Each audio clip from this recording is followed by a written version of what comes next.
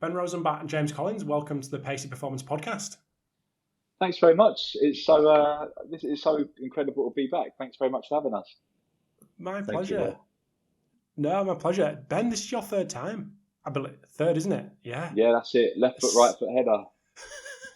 A hat trick, a seasoned pro, That's pro, right. and I'm sure you've done many, James. So you're probably just as experienced as Ben on this one. But before we dive into the meat of the conversation, which I think is going to be really interesting for people, and a topic that I previously thought was just for that kind of higher end practitioner to deal with, but speaking to you guys, definitely not. So we'll get into that in a second. But just before we do, James, would you mind just giving us a bit of a brief intro to you? Yeah, I'd love to. Yeah, thanks for having me on, Rob. Debut today, so excited about that. So I'm a sports nutritionist by trade. I started with the UK Sports Institute back in 2006, at a similar time. That's where I actually met Ben there as well. So I started off with the EIS at the time, went in-house at Arsenal as head of nutrition for 7 seasons. Along the way, consulted with England with a really unsuccessful World Cup in 2014, with France marginally better in 2018, and also led the UEFA Nutrition Consensus recently as well. And currently I'm managing director of INTRA Performance Group, and we provide nutrition services to organisations, strategic support, historically Chelsea Football Club and some others. And then we also manage a portfolio of footballers and talent from Europe and the UK as well. Which is going to be the crux of the conversation. But before we do, over to you, Ben. Yeah, that was an intimidating start there, James. So my background is in strength and conditioning and physical performance. I got my PhD in sports biomechanics in 2013, looking at the transfer of training. And I've been working in intensive rehabilitation with Olympic sports, which is where I met James. Worked in Premier League Championship football, and led the physical performance of the Great Britain hockey team which is the first time we spoke in the build up to the Rio Olympics. Then went over to work, lead physical performance of the men's pathway for the FA, which is the second time we spoke for the last 7 years. And I guess similar to James, I've set up a company called 292 Performance, which aims to provide individuals with individual physical performance support. And so myself and James have partnered because we've got a real passion around delivering interdisciplinary work and connecting athletes, connecting different performance groups and services. And we recognise that we can do better work together than if we try to do things alone. This is nothing to do with the conversation we're going to have over the next 45 minutes, but I'm fascinated to know, because I've been through this process. I know I was drag kicking and screaming through it. Where's 292 come from? And James, get prepped because I'm coming for yours in a minute. Ben, where's 292 come from? 292 is the alphanumeric conversion of an ancient Hebrew word, which is ruach. And ruach is your life force, your spirit, and your energy. So that's what I stumbled across sort of late one night, trying to desperately think of a name for the company. Oh, you completely got me there, Ben. So will yours. So much better so much better than mine. James, what about you? Well, just so much thought's gone into that. I was looking for a word that described working in performance, our work within organizations, but then also potentially some of the strategies. So INTRA, we tried on a few. INTRA worked, just wanted it short, and to have the ability to add things on at a later date. And that's it. Basic. How about you, Rob? Well, mine was trying to get, this is Sportsmith, of course. This is trying to get a word or a phrase that encompassed the kind of craft element of coaching. And then that was the Smith bit. And then it kind of, the rest did itself, like locksmith, blacksmith, wordsmith, all this kind of thing. So no way as deep as yours. No, but that really resonates with me. I feel that there's this huge debate in performance support around, is it a science or is it an art? And I think that's the kind of wrong spectrum to be viewing the work we do from. We're craftspeople. We have skills. We have trade skills. We've been trained in different areas, and we're aimed to deploy them to help people improve different aspects of their performance. So that's, in my mind, it's a trade. It's a craft. So that really resonates with me. Thank you for that. That's made me feel good rather than just plucking a two names out of the air and sticking them together. But it's I think there's a brand called Tracksmith as well, which is for track apparel and things like that, track and field apparel. Anyway, as you both alluded to, the crux of the conversation will be around providing these performance solutions to individual athletes versus 99.9% of people come on and discuss what they're doing with an organization. So I think this is really, really interesting from my perspective, because like I said in the little intro, this was always something that was come up a couple of times in podcasts, but it was always me thinking that it'd be like you guys at the FA, when you were there, you're dealing with that kind of thing. But having spoken to James the other day, that's just not the case. This is filtering down. This is lower league footballers looking for that individualized approach. So my first question is, across the whole spectrum, why are players at this point in time looking for that more individualized approach? I'll come to you first, James.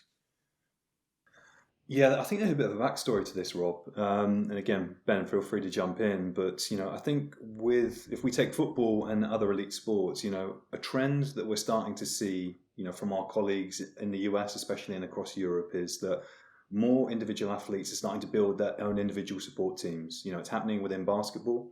And Ben and I know within experience of our own companies supporting golfers in the PGA and elite cricketers as well, that there are sports now trying to build their own performance team around the talent. Now, I think it's quite interesting that one of the things that we're looking into is that we've got a lot of the agencies and management that represent these talent also represent footballers, right? So we have footballers, we have musicians, we have elite athletes all in one management team. And one of the things that we're experiencing, both Ben and I, is that we're having more agents come to us who have a bit more of a holistic view of a player's career, and they're wondering, actually, how can we prolong this career? And how can we make sure in my sport that we're doing as much as we can? So, for example, within football now, we're having more agents and more players coming through saying, look, I might have 5 or 6 moves in my career. How can I ensure that I'm at my optimal level within each move? And we're not taking for granted what club that I'm going to be at or what country that's going to be in as well. So I think for us, culturally, there's a bit of a move and a bit of a trend that we're starting to witness. And I think for us personally, we're witnessing players just wanting a greater level of individual support to support and supplement what they're doing within the clubs as well. When did you first come across this, James? We onboarded our first individual player 4 years ago. So, yeah, that was, when we first came across it, this was probably when I was working back at Arsenal, and it was in a slightly different form. There were some players seeking external support at that time, but in terms of a service that we were offering with INTRA, it was around 4 years ago where essentially we had more players coming to us, and we were really trying to test, look, is this a service we believe in? Is this a service that we feel adds value? And, probably over that period of time takes us where we are today, and Ben and I having the conversation and really sharing our ethos of working together in an interdisciplinary way and seeing, look, how can we put a solid and robust service together with players for them individually, but also in good communication with the clubs as well. From your time at the FA, Ben, did you, because obviously you've both worked on the other side dealing with players who have this kind of support, was it always a positive relationship? Do you know what, Rob? I think that I've just, firstly, I think James has articulated that really, really well. But the thing I'd just like to add quickly is that this isn't for me a new phenomenon. This is something that has been going on for as long as I've been involved in elite sport, which is closing in on 20 years now. And in fact, one of the first full-time jobs I had was at the Olympic Medical Institute, which was essentially an external support service for individual athletes or athletes already operating within national governing bodies to go and seek external support. And it was provided for by the British Olympic Association. And then again, at the intensive rehab unit by the BRA and the EIS. Again, we were set up as an independent service to try and provide support to individual athletes who are in already really, really well functioning national governing bodies or sports team environments. And one of the things that I guess so I've always thought it's kind of a good idea because I've always been doing that type of work or type of role. And even with England, you could probably consider yourself as an external support provider to the players who are spending most of their time within their club environment. So naturally, for me, it's always been something that I've embraced. When we were at the IU, we collected a lot of data on it, and we found that athletes' perceptions of stress significantly decreased after a course of 5 days, and perceptions of recovery significantly increased. And then we were able to attribute to that fact that they felt, first of all, they were in a kind of collegiate environment. They had peers around them that were supporting them. But then they were also in an environment where they had an interdisciplinary team which was there just for them and focusing on them. So, which of course the teams that they were already operating in were doing as well. But we just had the capacity to focus on the 1, 2, 3, 4 athletes that were with us at that particular point in time. Whereas we know when you're working in a team, you have to be focusing on absolutely everybody. So for me, it's not a new phenomenon. And that's also why, personally, I've always embraced it. For me, the message is with a footballer or any athlete that they are trying to take ownership of an aspect of their game or an aspect of their performance, which they feel, really that they take value in, they find really, really important to them. So as a coach in an organization, it's my responsibility to embrace that and find ways of supporting that, and then do the due diligence with that person to help to make sure that they're preparing the athlete in the way that's going to really help them support the performances that the athletes are trying to deliver as well. I'm going to come back to you, James, because you mentioned something when we spoke last week, and you'd said about musicians and business execs and individual sports like golf. In the context of pretty more what the audience is involved in, which is professional sport, what can we learn from the work you've done with business execs and musicians who've had this support and these support systems for, by the sounds of it, much longer? Yeah, I think it's really interesting, Rob. I think the word that Ben and I often use with this is cross-pollination. And, I'm a real firm believer that all of the talent cross-pollinates. So, for example, we used the example before of the management agency. They're going to have headline musicians on their books. They're going to have elite level footballers, World Cup winning footballers. They're going to have tour, open, major winning golfers as well, for example. And all of these guys talk. All of these guys talk, and the management agents talk as well. And everyone is looking for the next thing that can confer a performance advantage, both in the short term over that season or long term throughout the career. And the way we tend to approach it, Rob, if I'm honest, is when we're working with these talent I tend to say it's the same science, but a different wrapper. And we apply the same processes, whether it's a musician, whether it's a golfer, whether it's a footballer. It's a long-term program over 12 months, but for us, it's really important we learn and understand the contextual environment for that performer as well. And that's something we work hard to do. The one thing I would say, though, in each of these sports and each of these environments is that everyone has a performance question. And so, for example, got 2 examples here. The first might be a headline musician we worked with recently. Biggest event for him is a Glastonbury headliner. So it was a really new performance question for him. And the question he came to me with was actually, look, for this event, it's going to be a 90-minute set as opposed to a 60-minute set. He's quite an energetic performer, so the energy cost of that performance is going to be a lot higher. We also know it's at Glastonbury, it's going to be around 10 p.m. at night. It's going to be a lot warmer under the lights there as well. Now, alongside that, leading in, he said, hey, look, James, I really want to optimize my physique, my body composition. So for him, we had to undergo a period of reducing his body fat in the same period. But this is the same process that we would probably undergo with a track and field athlete who was preparing for an Olympic Games. A period of preparing them and actually refining their competition strategies as well. So for me, the performance question was really, really similar to the one we have within sport. And we're just putting our process in place for them to follow. Another example, a very quick one, would be from a golfer. We had a golfer approached us. His performance question was a little bit different. He was very much saying, hey, look, I've got all of these scenarios in my life. I've got my nutrition for when I'm practicing. I've got my nutrition for in competition. I've got my nutrition for travel. I've got all of these different scenarios of teeing off at different times during the day, when I fit in my loading. I just want to have these scenarios, and I want to learn and iterate and refine these scenarios as well. So our approach with him was very much this 2-way approach where we're coaching and we're getting feedback, and he's building these strategies and constantly iterating. And for this player as well, they formed quite an integral part of a major winning season, which that was great to be a part of as well. But in essence, Rob, I think there are things that we can learn across all of these performance genres that bleed into each other. Ben, just coming to you, I'd mentioned that in my perception was this was just higher end.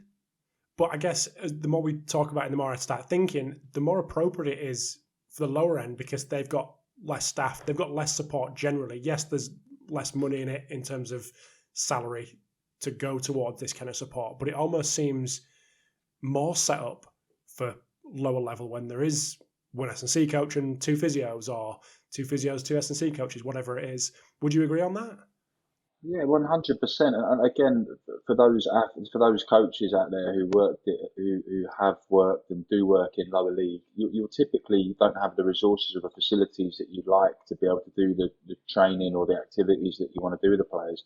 And they'll often have their own gym membership, or you'll be working with a local gym to arrange some sort of deal. And you're kind of rarely with them when they do their own gym sessions.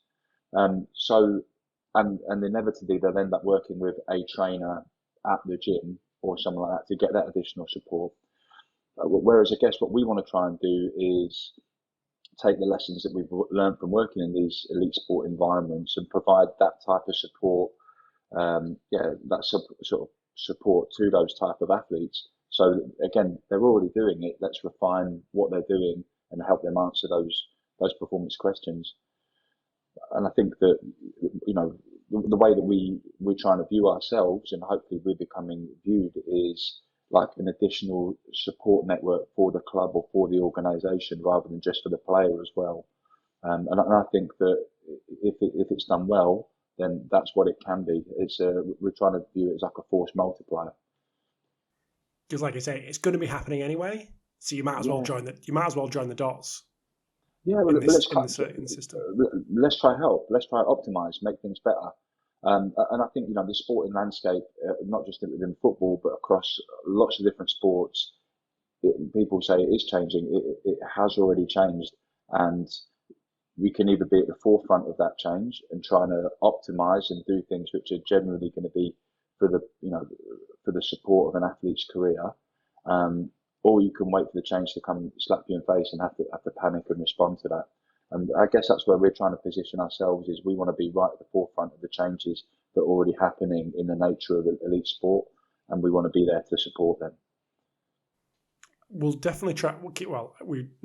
We'll keep this positive. But has there been any negative experiences that you've had when you've been on, well, both of you, when you've been on the other side of the fence working with externals, and anything that you've gone, now you're in this position on your side of the fence going, yeah, we just need to stay away from doing X, or let's not make sure we get sucked into doing Y. What do you think, Ben? I'll come to you in a minute, James. I think there's some obvious examples that you can kind of see within the media and stuff that would have popped up. So probably don't want to bring up individual cases because it's probably disrespectful to all the people involved. I would say that the most obvious cause of a lot of the friction points comes usually from a lack of communication. I know it's such a woolly thing to be able to say, so I'll be clear about what I mean by that. There's a mismatch in expectations between what the club feel is going to take place and what the player thinks and the independent support network feels is going to take place. So there's a mismatch of expectations both within the training of the day-to-day training environment and within, again, an athlete's sort of home environment. That's kind of a key one. And that's due to, is there clarity of how that's being communicated and the processes that are in place to be able to deliver that. And then the other one is sort of disagreement on philosophy. So I think we spoke last time when I was on the podcast about, does this particular club believe in strength training or do they not believe in strength training? Do they believe in carbs, not carbs, caffeine, not caffeine? So it will be those types of challenges or changes in the philosophy that are different. And I think when you put the player at the center of that, the player usually is fishing around and interested in knowledge. So they want to know how I can optimize myself, and they want credibility around that as well. So I want to know as an athlete how I can optimize myself and what the best way possible is. And I'll try and do something which aligns with my own personal values of how I see physical performance. And then similarly, I want to find somebody who can credibly deliver that. Now, if a club is giving a message which doesn't align with the player's values, then it kind of detracts from some of the credibility that the athlete will view that club, the lens the athlete will view that the club practitioners through. And similarly, they'll just go and seek the people around them that can provide them with the things that align with their values.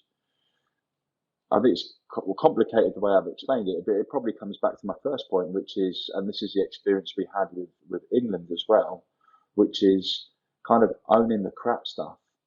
So what I mean by that is, if there is a point of friction, a difference in philosophy or difference in approach, the worst thing possible you can do is ignore it and swipe it under the carpet. Because just like any problem in life, the moment you choose to ignore it, it exponentially grows, and it grows again, and it grows again, before it becomes catastrophic.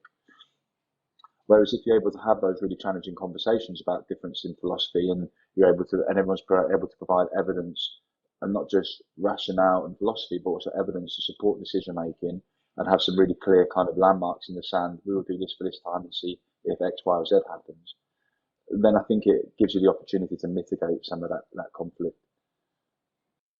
Just before you dive in, James, and might be a quick one for Ben on follow-up. In the Premier League, what would be your estimation, and using Premier League just as a good example, what would be your estimation of how many players have individualised support away from a club?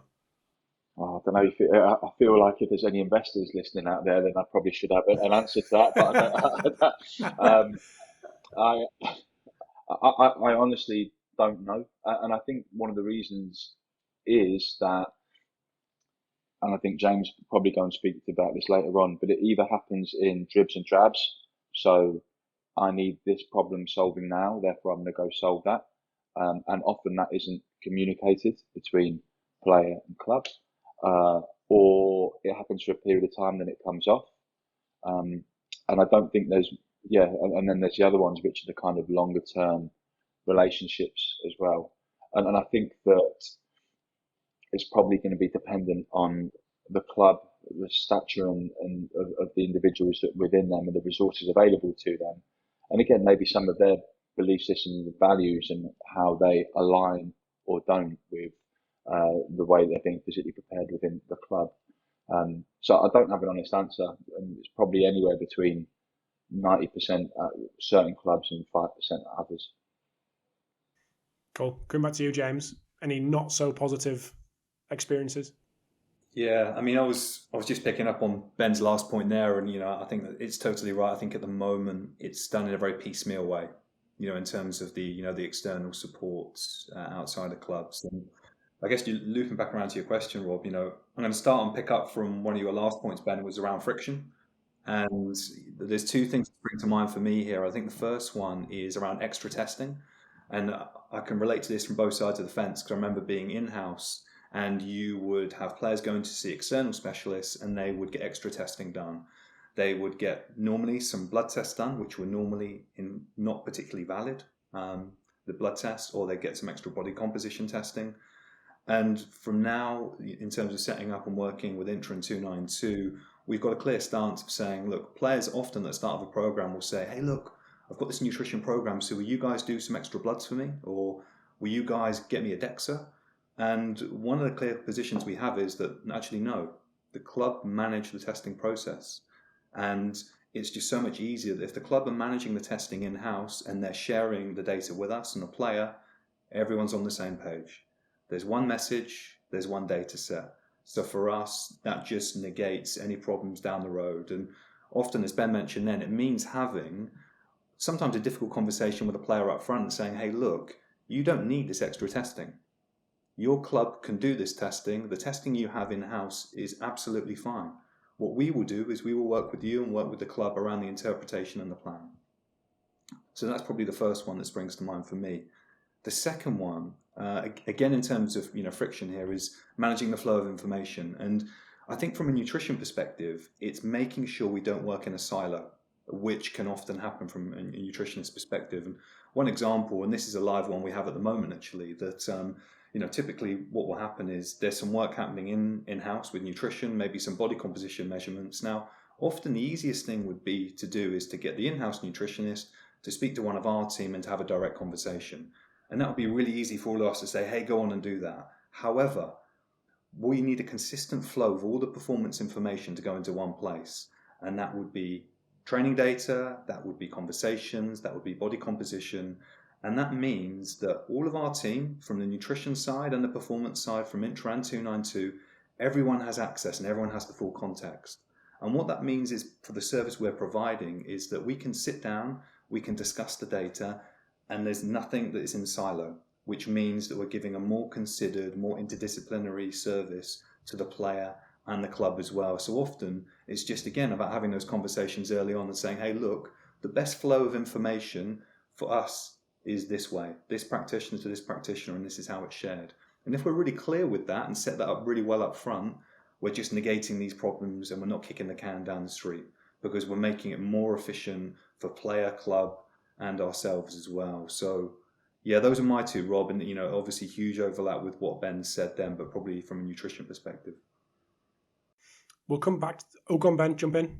Yeah, I was just going to say that there's probably one more which is probably worth discussing, which is around data sharing, which is obviously with GDPR regulations. It means that not only the athletes own the data that's being collected on them, but also they have the right to ask for it to be ported or transferred over in whichever way that they seem fit to be able to make use of it themselves as well.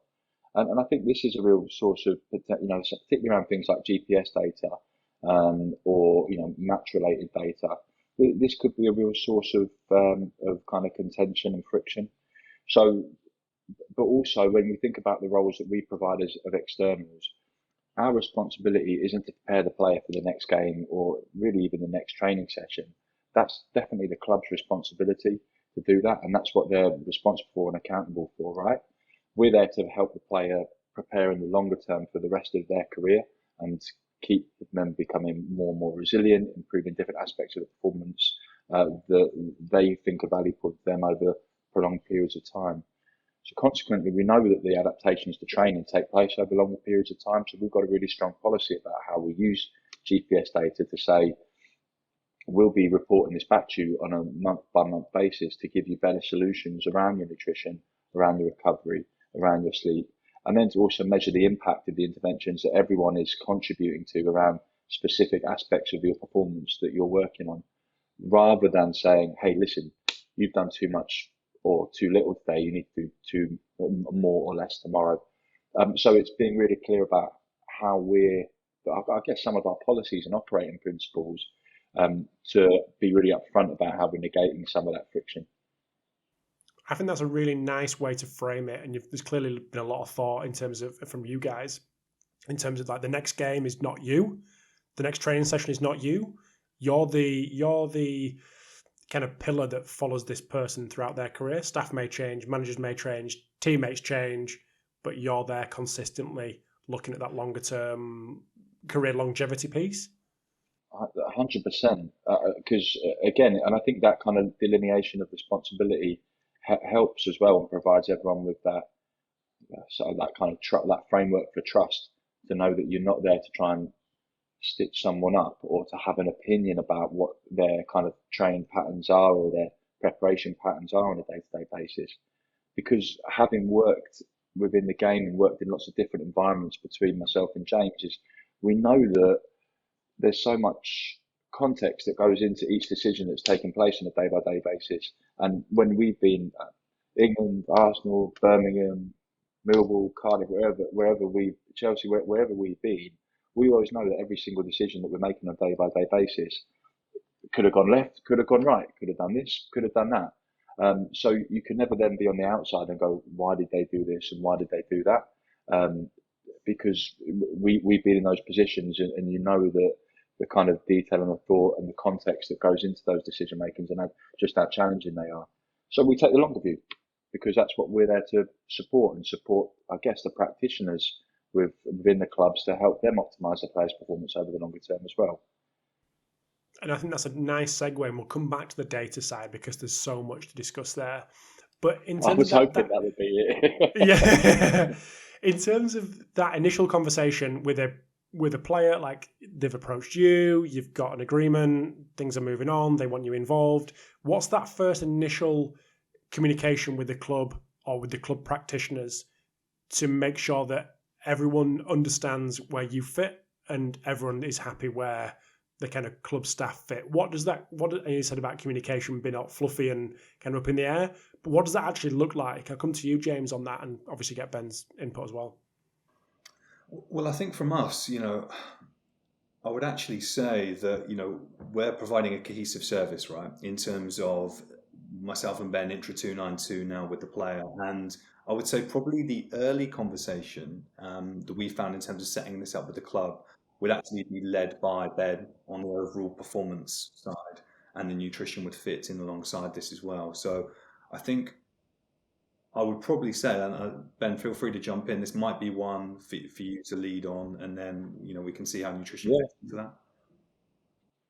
100%. So the first question is to the player, and to go and before we even sign, to make sure we're really clear about how we want to operate with the club as well, and make sure there's really good connection with that as well. Some players don't want us to operate and speak with the club, so we have to have a really challenging conversation with our potential clients about, okay, well, we know that you want to be doing this independently, but in order for us to gain the information that you want, we have to have a communication pathway first and foremost. And secondly, in order to make sure that we're doing our due diligence, we have to give information back around what activities we're doing and why. So we understand that you don't want the club to have an influence on what we're doing, but we need to be really clear about what we're doing and share that really, really thoroughly so that they can make good decisions and help you. And with those players there, the approach we tend to take is saying what we want to try and do is actually build more trust and a better relationship between you and the club. So then we speak to them and we go, okay, well, hopefully we don't have that. If not, the first point of call is going, well, who's the best person to speak to at the club? And then you let them know that we're going to be calling them and having a conversation with them. So then we set up the conversation, be really, really clear about what we're being asked to do. So what the expectations of the player, what the goals are of the player, and how and what their kind of long-term aspirations in, and why they've asked us for support.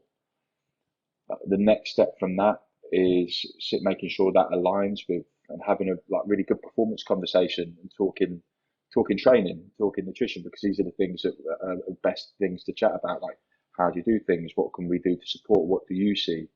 So having a kind of quite a collegiate conversation there.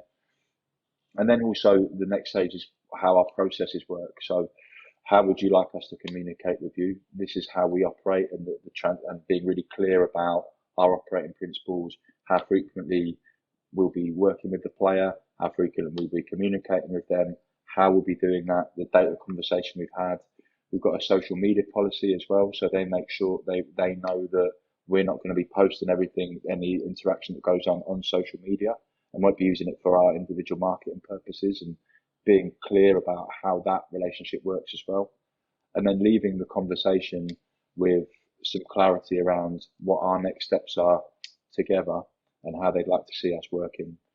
And most of those conversations are actually really, really positive, and the best clubs and organisations we work with have got their own really strong policy and ways of working around that, which are really collegiate and want to find a way of embracing this. And then there's other clubs that aren't, and we have to try and stick really strongly to that. And that's why we've got these really strong principles and ways of operating in place, so that we feel at the very, very least we're doing the right thing, and we can operate in a way which is ultimately going to be the best for the athlete and their performance. Just thinking, if you've got yeah, no, absolutely. If you've got just me thinking now, if you've got a squad of 25 and you're at X Champions League club, each player could potentially have someone different. So how is that viewed from the internal staff? Because that's obviously extra workload, not to manage the externals, but at least keep communication going and understand what's going on. So they're not only understanding what's going on from players, they've got potentially these numerous externals. How do you ensure that is this as seamless as it possibly can be without becoming overwhelming from an internal staff perspective? That's a great question, and that's actually come up a few times. My operating principle, our operating principles are: how do you want to receive information, and when?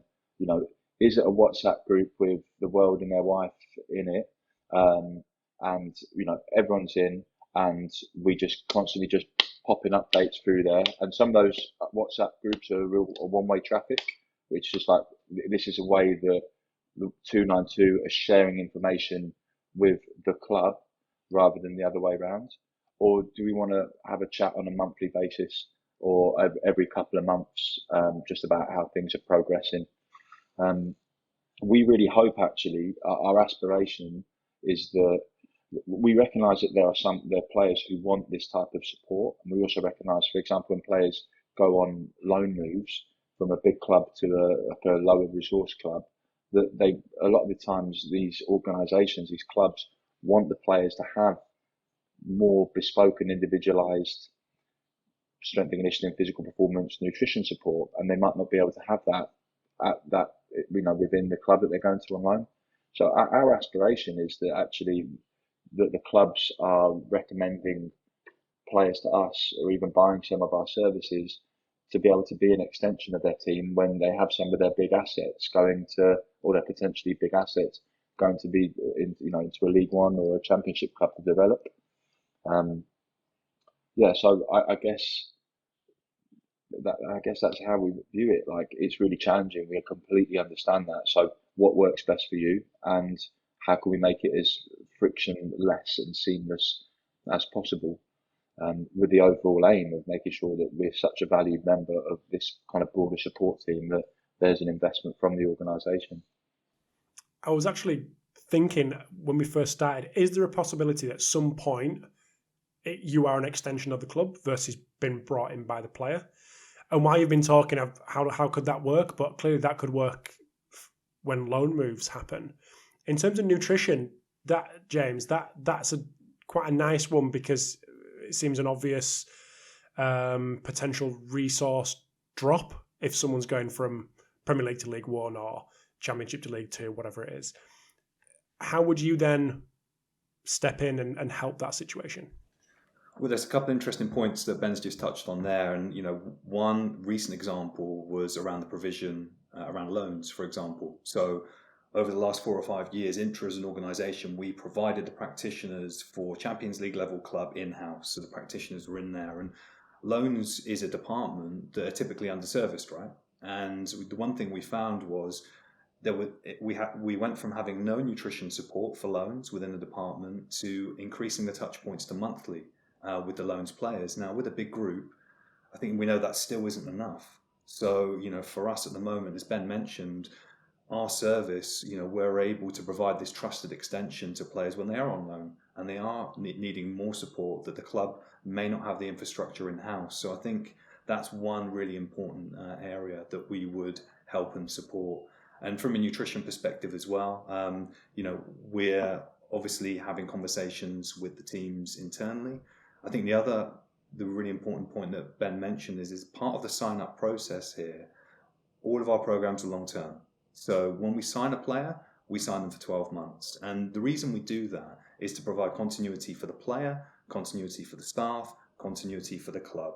And what that encourages, it gives everyone confidence, because it means that firstly, the player is entering into a body of work over the 12 months. So they're invested within that. It also means for myself and Ben, the team, we have confidence that we're on board for 12 months and we have time to work with the player. However, we can also challenge the player without the fear of it being a short-term contract and them not liking it. So this really works for both ways. And the other way that we protect ourselves with this, Rob, and this is really important, is we have long-term contracts with all of the clients.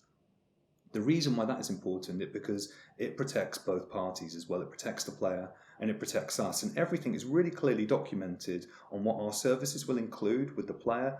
As Ben mentioned, confidentiality clauses, data privacy clauses. So everything is really well delivered and everyone is really clear what the service is and how it will be delivered. And I think historically, external services were seen as this messy, we've got this person, your guy, your guru, who's on call 24/7, right? You know, the guy that's got his arm around the players in Dubai, that was what external services were seen as. And that's what we're trying to move away from.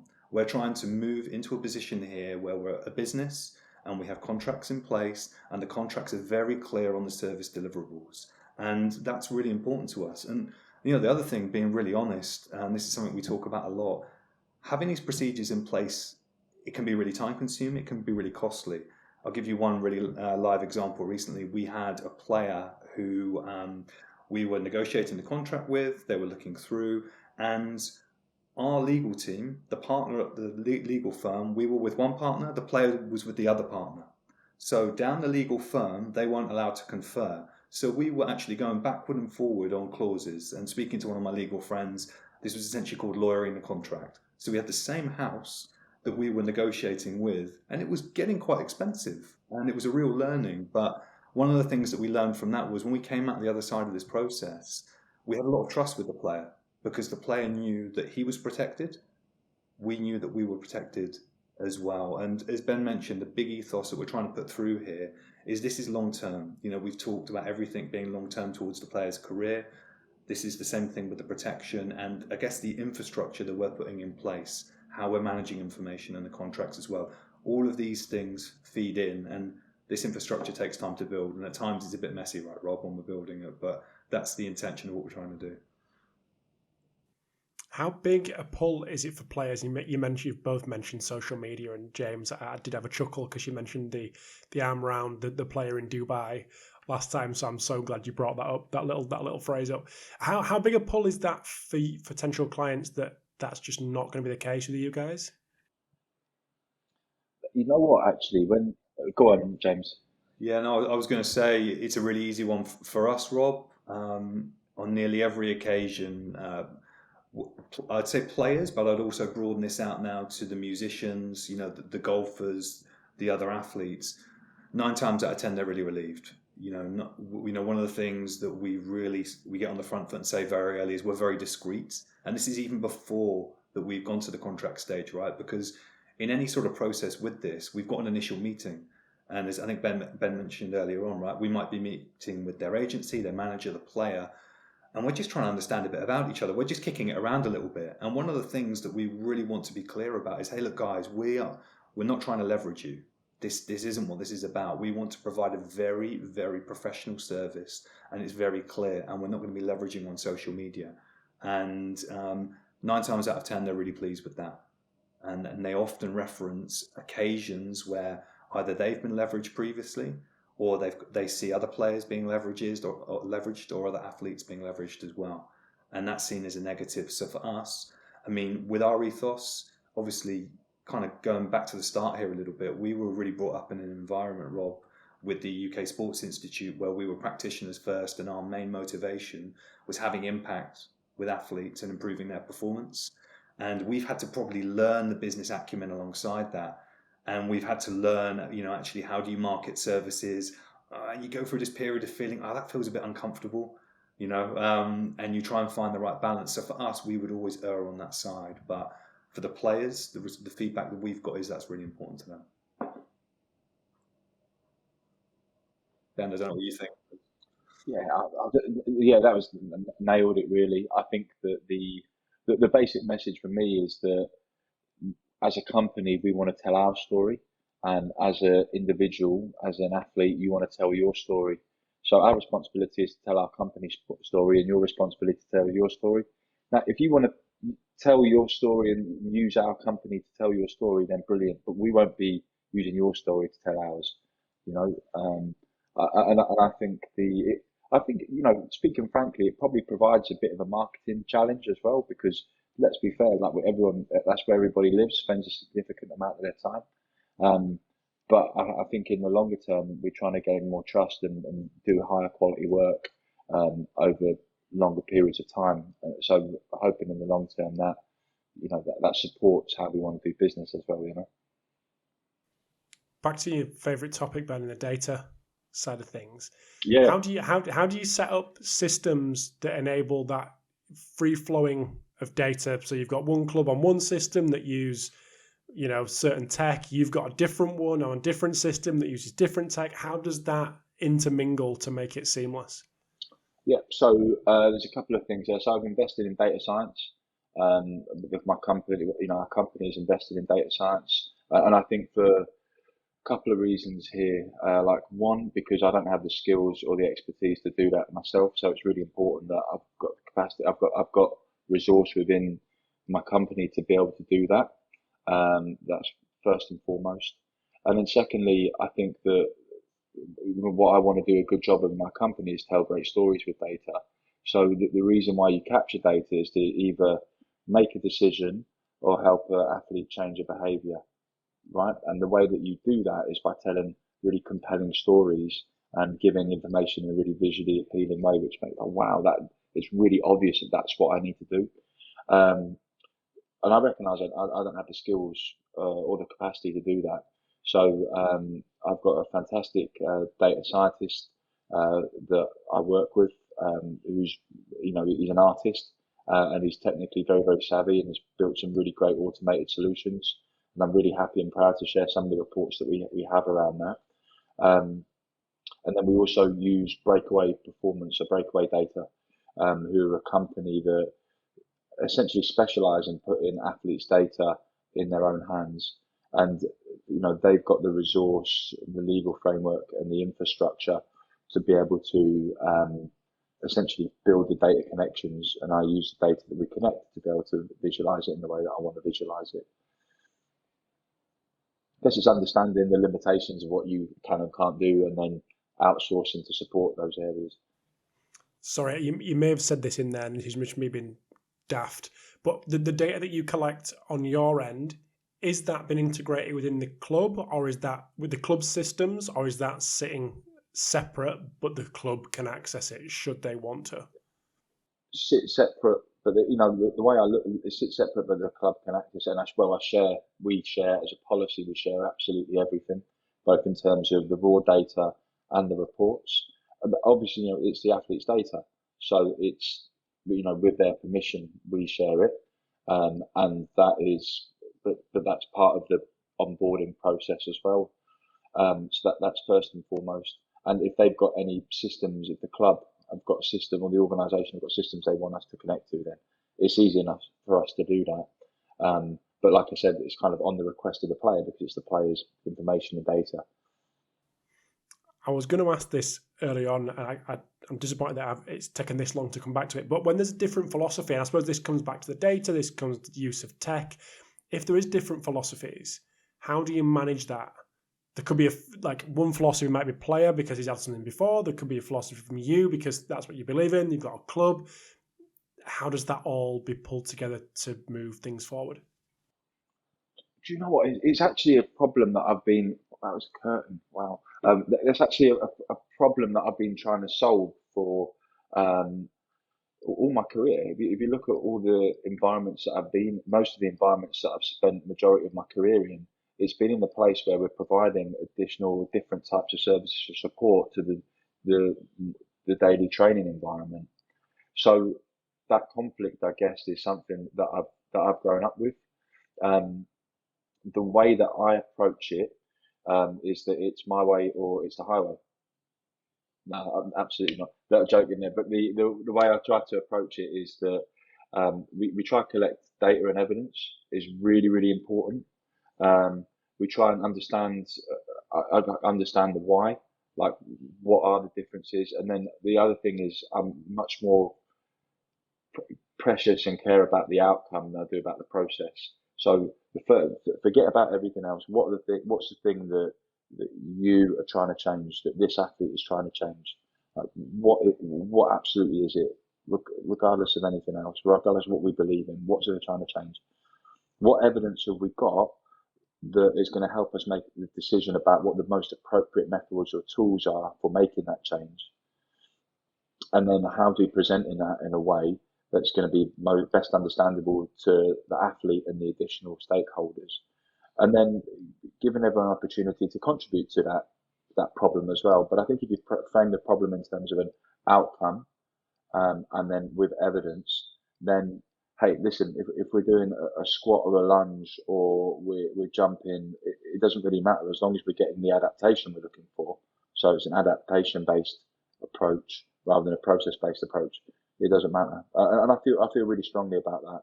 What we're trying to elicit is chronic adaptive responses in athletes based on the objectives and goals they've set to try and maximise their performance. So if they believe in one thing or the other, it makes no difference to me. The most important thing is we get there. How have you tackled that, James, from a nutrition perspective? The one thing I was just thinking about there, Rob, as Ben was speaking, was really sort of clarifying expectations with our athletes, first of all, with our players. And one of the things that we've seen across the board, Rob, in terms of nutrition, especially within football, is that when nutrition is done well, the relationship is set up well with the player, and the relationship is two-way. So we're working with the player to provide the strategies, but we also need information back from the player to help refine the strategies. And it's really important the player understands straight away that the process is iterative. So what we've tended to find, especially early on with nutrition, is that sometimes the player's stance initially would be passive. And what I mean by this is they'd expect you to give them a plan for match day or a plan for training.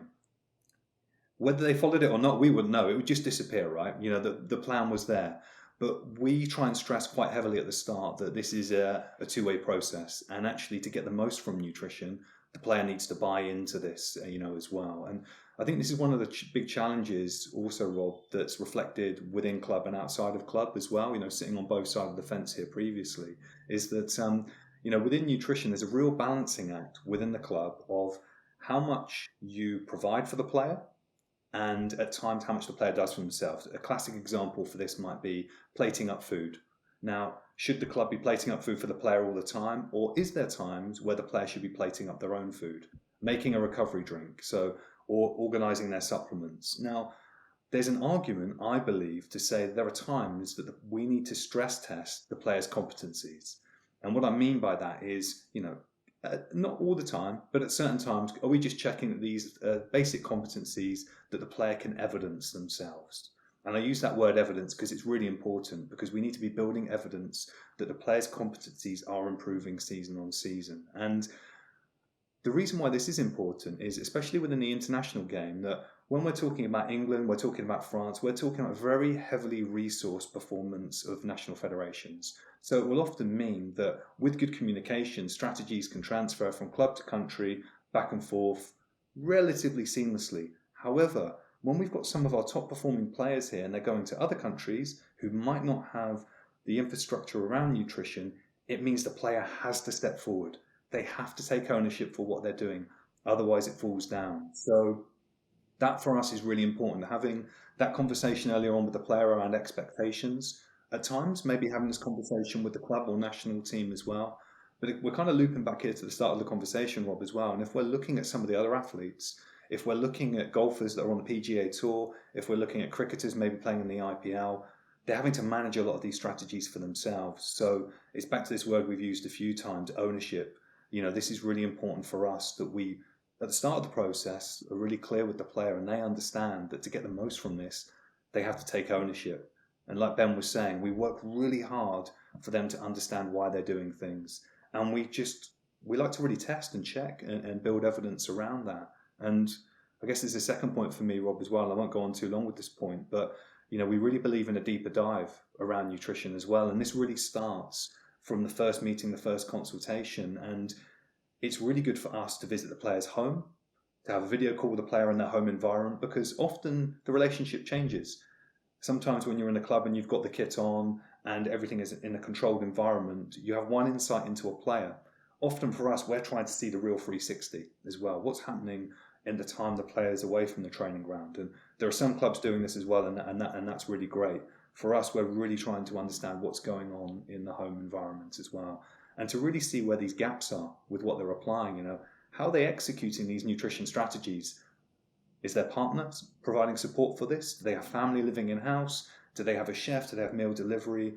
Where is this implementation falling down? And this kind of brings me full circle to the last point, really, Rob. And like for us, it's about really taking a deep dive across a player's nutrition, because the one thing that we found with our work with UEFA is probably the biggest take-home action point from that consensus is that players' fueling doesn't match their demands for the day. So what we typically tend to find is when a player is preparing or recovering from a match, they tend to underfuel. So that's suboptimal, obviously, for their performance recovery, their capacity within match play. On the other side of the coin, though, on days where the training volume is lower, players tend to overeat. So what we have is this middle ground of habits that players tend to form with their nutrition. And our role as practitioners is really trying to manipulate their behavior and get them to understand how they should marry their nutrition to the different loading and different objectives for the day. And when they do that, the results that we see are twofold, right? We see changes in body composition that are favorable, reductions in body fat, maintenance of lean mass, but we also see an increase in capacity during matches as well, again, that we can track the data that we're getting through as well. So I think for us, it starts with the why. There's a deeper dive here, and there's also challenging conversations along the way, right? Perfect. I think that's a nice little place to bring this to an end. But thank you very much, guys. Really appreciate it. Have you both got websites that people can check out and understand more about what you do? Guessing you do. Yeah, 292performance.com. James, what's yours? intraperformancegroup.com. Love that. And social media, I know it's not a thing. You're not going to be seen in Dubai with various different players. Maybe you are. Maybe. Maybe. But you've both got Instagram, Twitter. People can find you there. Yeah, 100%. Yeah, I'm not madly active, but James is at it all the time now. as you can probably tell, Rob, my absolutely is James Collins PN on both, but not massively active, but it's there. Perfect. Right, guys, I'm going to let you go, but have a great Christmas. Thank you very much for coming on. Really appreciate the last hour, and look forward to seeing where this develops, seeing you guys and the business develop, and look forward to chatting to you soon. Rob, look, just a quick one. Thank you so much for having us on, and also for the brilliant work you're doing for our community as well. So thank you. No, appreciate that. Thank you, Bennett. Yeah. Thank you so much, Lovely Rob. Yeah, I really appreciate your time today. All right. It's great to meet. Thank you. You too, mate. Speak soon. Bye.